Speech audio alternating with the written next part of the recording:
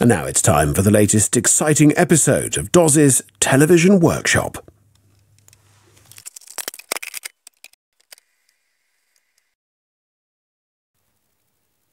Hello and welcome back to Doz's Television Workshop. Still haven't had a haircut. Today we're going to be looking at this very beautiful Audiolab 8000P power amplifier. It belongs to John, a friend of mine, also known on the internet as Crosley Bonfire, purveyor of fine high fidelity equipment. This one, he's complaining, is running hot on one side. So either that, he means it's got too much gain, or it is actually running warm. I suspect it's running warm, and I suspect we've got a bias issue. So let's get into it. Right, thing of beauty. So first thing we need to do, we're just going to take the lid off and have a visual inspection. So see what's going on, because I do notice there's a couple of sort of like watermarks on the top here. And just worries me a little bit. Hello, odd screws for a start. We may have some history here. And one screw missing as well. Yeah, they aren't the right screws at all. I think that should be a fine machine thread. What have we got? It is, I think that's a Mark 1. So, it's quite a substantial beast. We have some corrosion. Other than that, it looks very clean. Except for there. Oh dear. I shall point this out. In fact, we shall have an attempt to get a little zoom in look. Where are we? We're coming in. There we go. So this is the right hand channel. Can you see here? We've got evidence of a burn up on the PCB. Not really suspended in by much, are they? Yeah. Right. So, even worse than that, on the left hand side. What's that? It's like melted solder. Oh dear. We have got some issues to deal with, haven't we? Yeah. And they are 2SA 1216s and 2SC 2922s. I don't think we're going to be able to get them anymore either. Where's that come from? Is that out of the transistor itself? Only one way to find out, isn't there? Is it this channel? Is it this channel? What's going to be the problem? Let's just turn it upside down and shake those nasty blobs of nastiness out the way. Oh, it gets worse. This board's been out before. Yeah. Right. Well. Is this going to be a bit of a non-starter for 6? Let's power it up and see what happens, shall we? Yeah. Right, we shall plonk that into the isolation transformer via the load box so we can monitor it.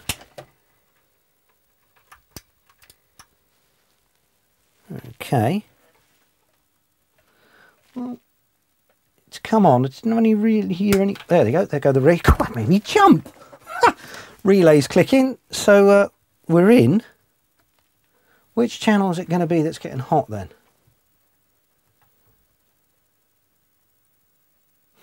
Something to check just quickly, whilst we haven't got any speakers connected, is what is the DC looking like on the output stage? Okay, on the speaker sockets. If you've got a DC coupled amplifier, which this is, then the bias, if it's wrong, you'll see a DC offset on the speaker terminals. That one is nothing. And this one is next to nothing. Let's go down into millivolts.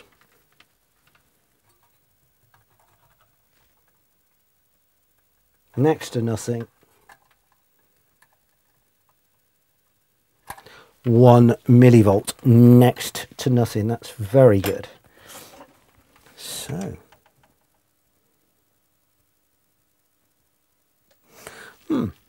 nothing's getting hot. One wonders whether it actually works at all. Let's get out the old workshop speakers and put a tone into it and see what happens.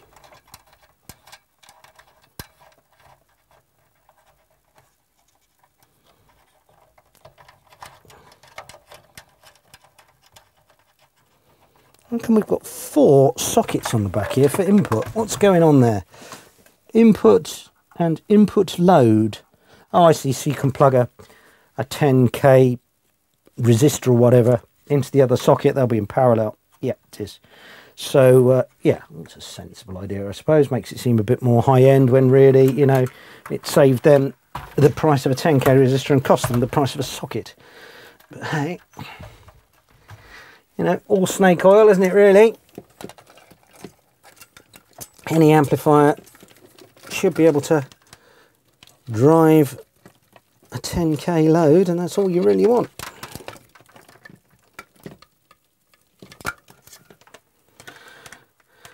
Right, speakers connected.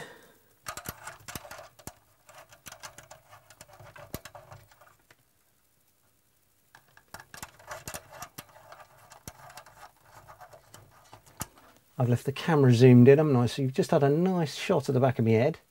Let's come out of there a bit. Right, switch on again.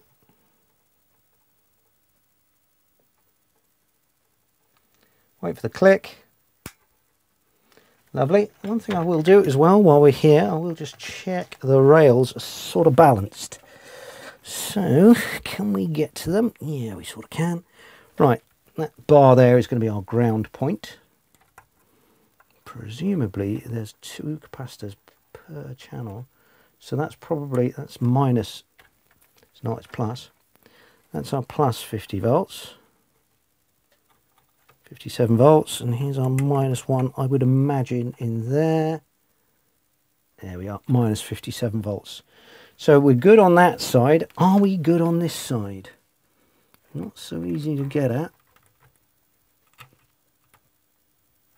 Minus 57, plus 57. Okay, so our supply is all right. I wonder if it's a gain issue after all. We're going to need a bit of a lead. And we're going to want a Y lead, aren't we? Right. This may take me a moment to engineer.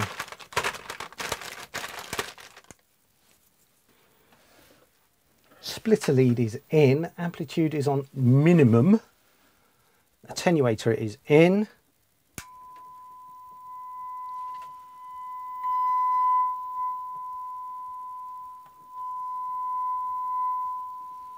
Oh. That seems to be all right.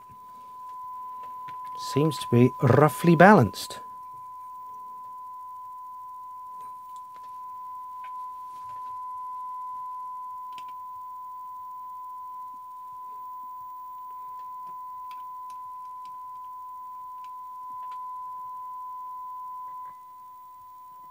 Oh, that's our connector on the right hand side, I think.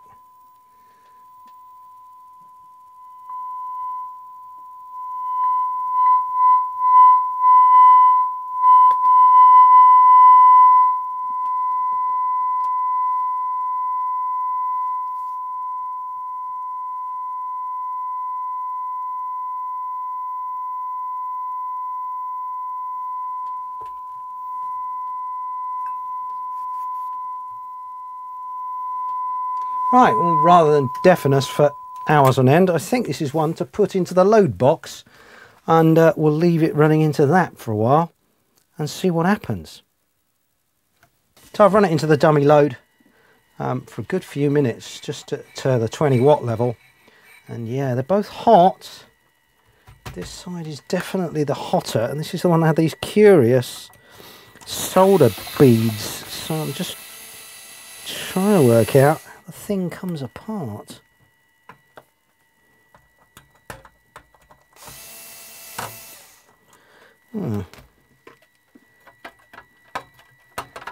So, not really helped much, has it? Oh, nearly. Oh, very, very nearly. I wonder if it comes out the bottom. I wouldn't have thought so.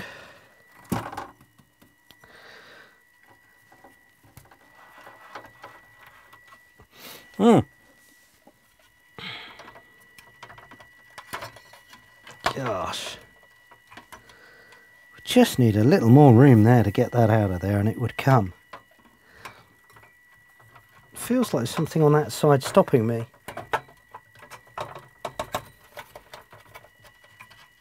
If we can angle it a bit and... Nope. How about that way? Nope.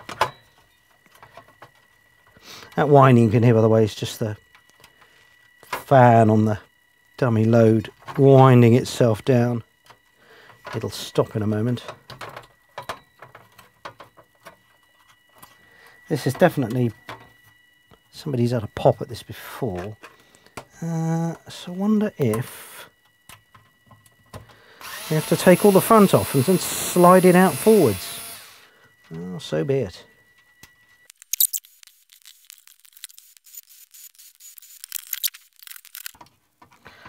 Gosh, what a complicated arrangement. Well, that's got... Now I haven't got enough wire to get it out.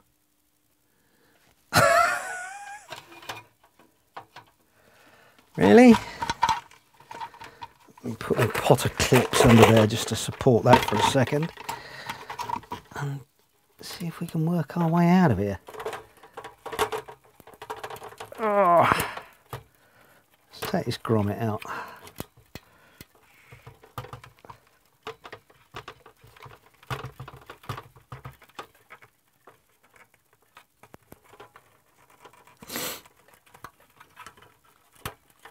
Right, now have we got enough? Quite frankly, no.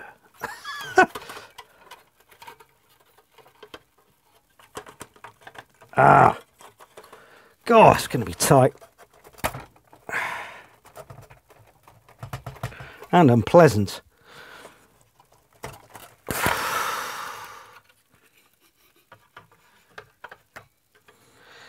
Wow, that's a lot of flux, isn't it? Let's have a little zoom in a bit. Has somebody been round and reworked every joint on that board? I'd really like to see the bottom of that one, if I can.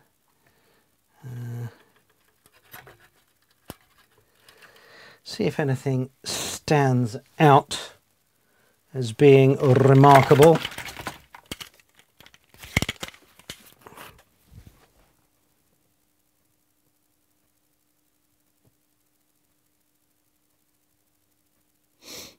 No.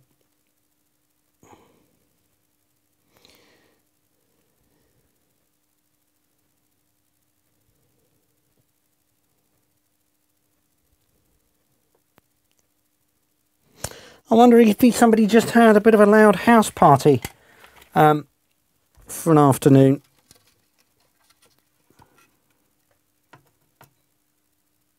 But where did that solder bead come from? Has it oozed up out of the transistor? I think the least we can do is disconnect these two transistors. These are still hot now. And move that one out, take it out, have a look at it, and see what it's like. So let's get the desoldering tool on that. In fact, I'm going to use the gun for that, I think. There's a lot of solder on there, and have you seen the price of soldering braid? And have I mentioned that today? I don't think I have. I think I mention it all the time, that it's now a disgracefully expensive item and that I shall avoid using it at all costs, really. And there's a lot on here, so there we go. So it's, let me get this right, it's that one there. I have to say both sides on this got very, very warm. So, yeah.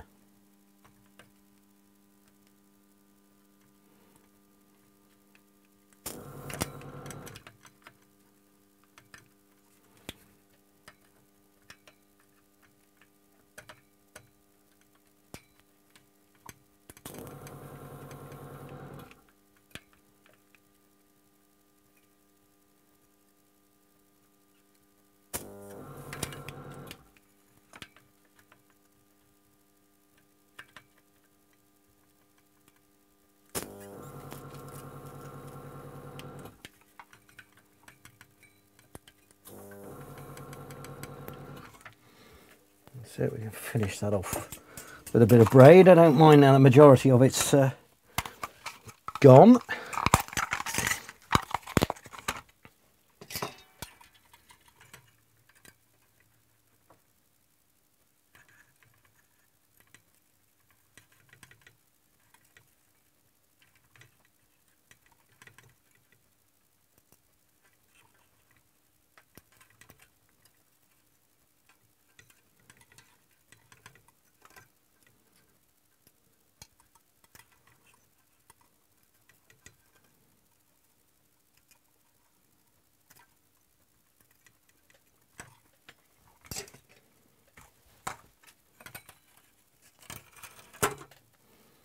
Right, try and get that transistor out of the hole. It's not going to be forthcoming very easily either.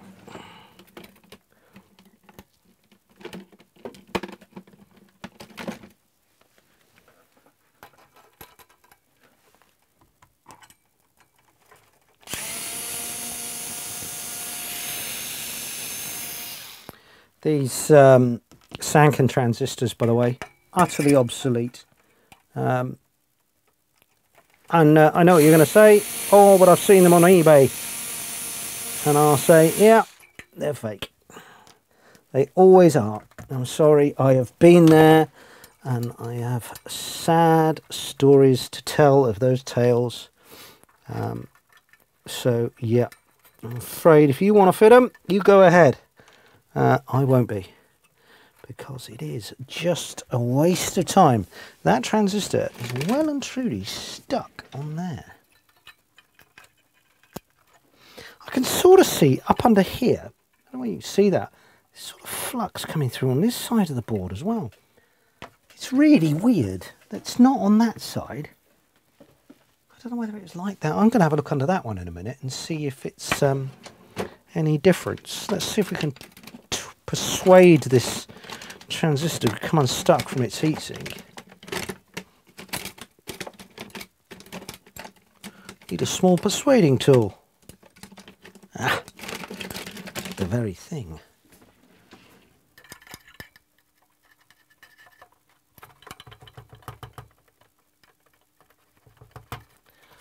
Blimey, that is stuck. Oh, there she goes.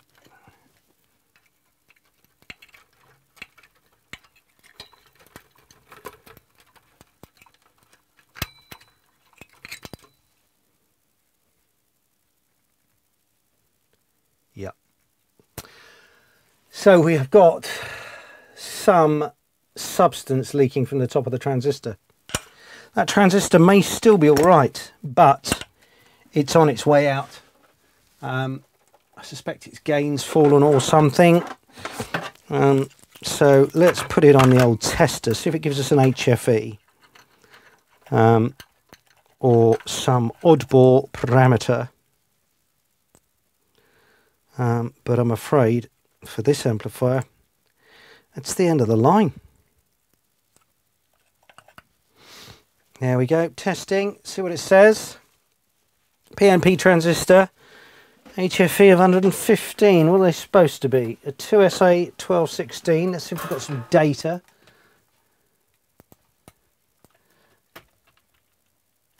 Uh, 2SA, was it 1216? 1216, data sheet, Sanken. Here we are, it's the PNP half of it.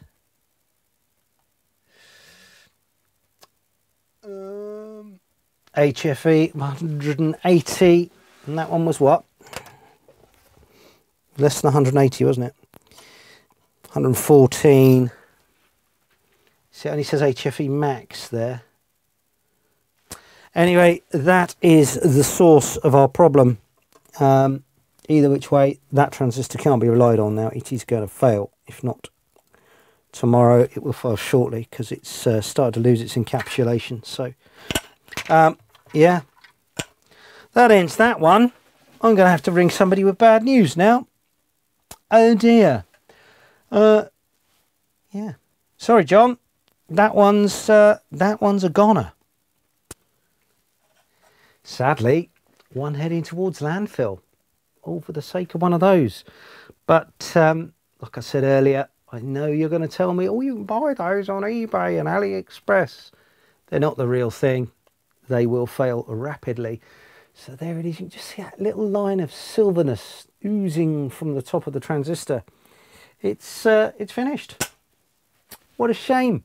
Nothing we can do about it. Some things we can't win. There we go. Hopefully we'll have more luck next time here on Doz's Television Workshop. But until then, stay safe, be good, click like, subscribe, do all that rubbish, and I'll see you really soon here on Doz's Television Workshop. Cheers now.